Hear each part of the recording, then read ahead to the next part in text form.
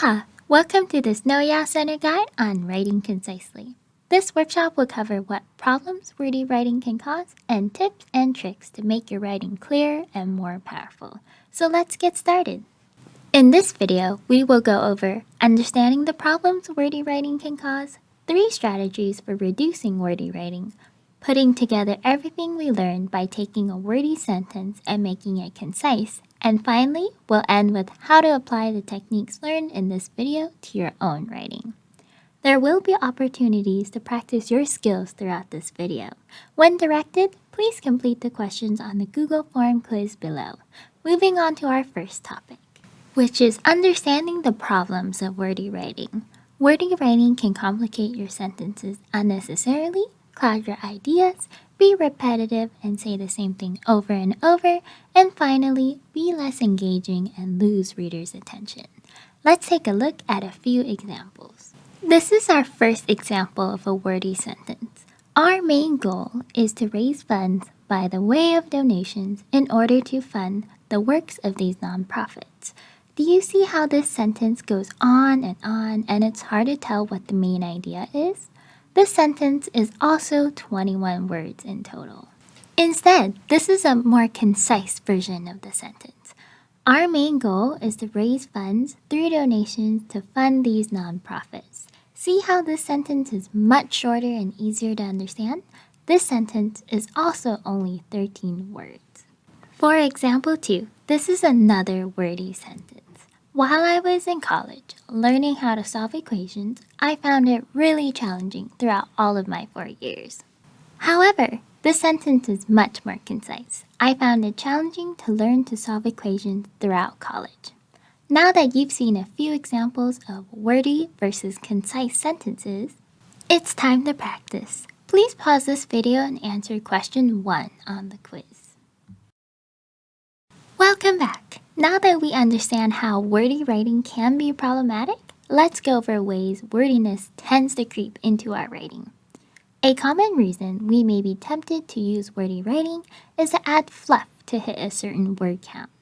Filler words are words or phrases that are repetitive or don't add meaning to a sentence. We can sometimes use filler words as crutches when we don't know what to write. Complex sentence structure can also lengthen word count.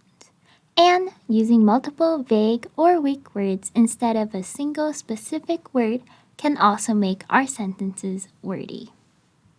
Now we know how wordiness is a problem and ways it tends to creep in, let's explore some strategies to reduce wordy writing in our papers. The first strategy for wordy writing is to reduce and delete filler words and phrases, which are the words and phrases that are repetitive and don't add meaning to the sentence. Here are a few examples.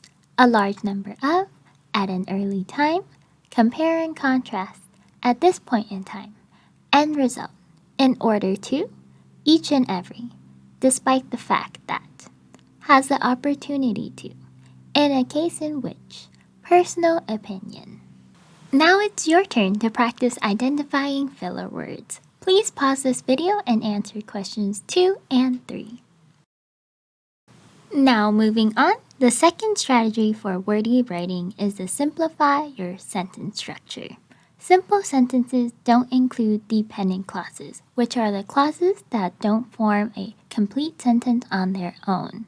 Therefore, simple sentences are often the clearest and shortest. Let's take a look at an example. This is a simple sentence.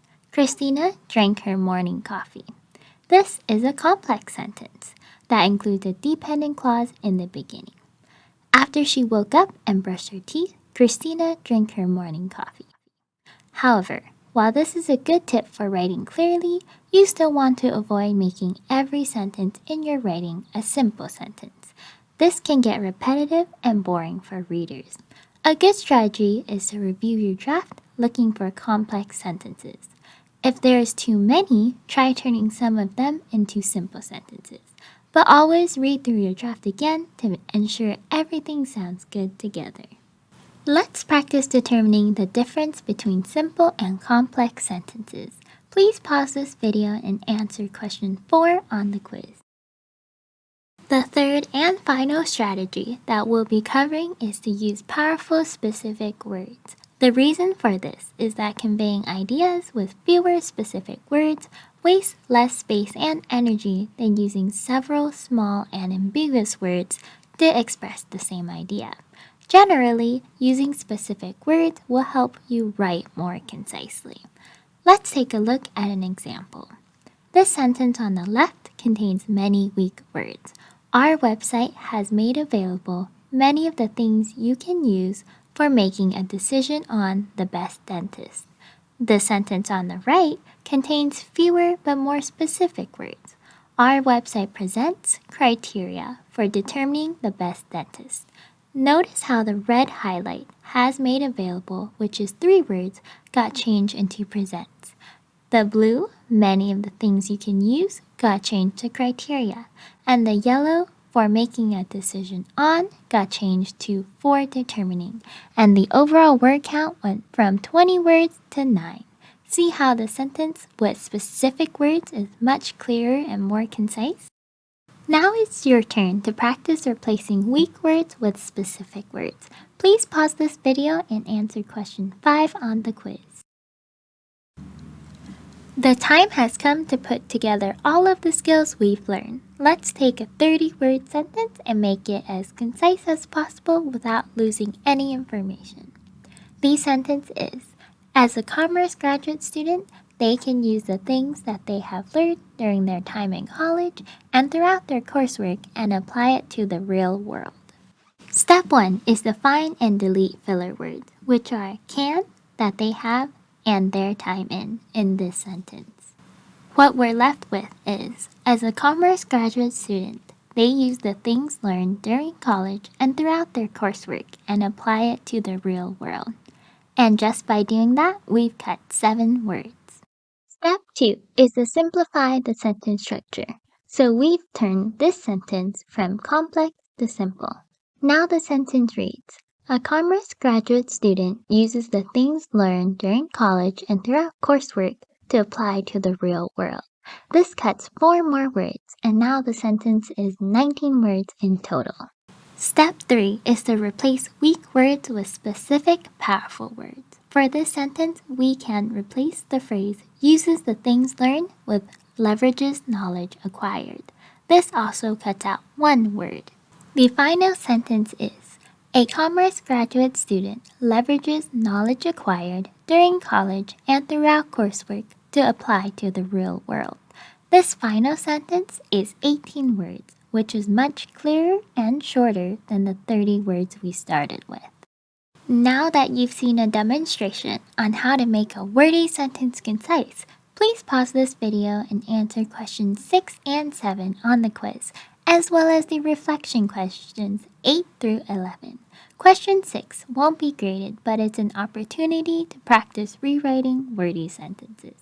If you're completing this workshop for course credit, your instructor may review your responses as well. Welcome back, and great job with completing the quiz. Now that we know how wordy writing can cloud your point and be confusing, as well as the strategies for it, here's how to apply today's tips to your own writing.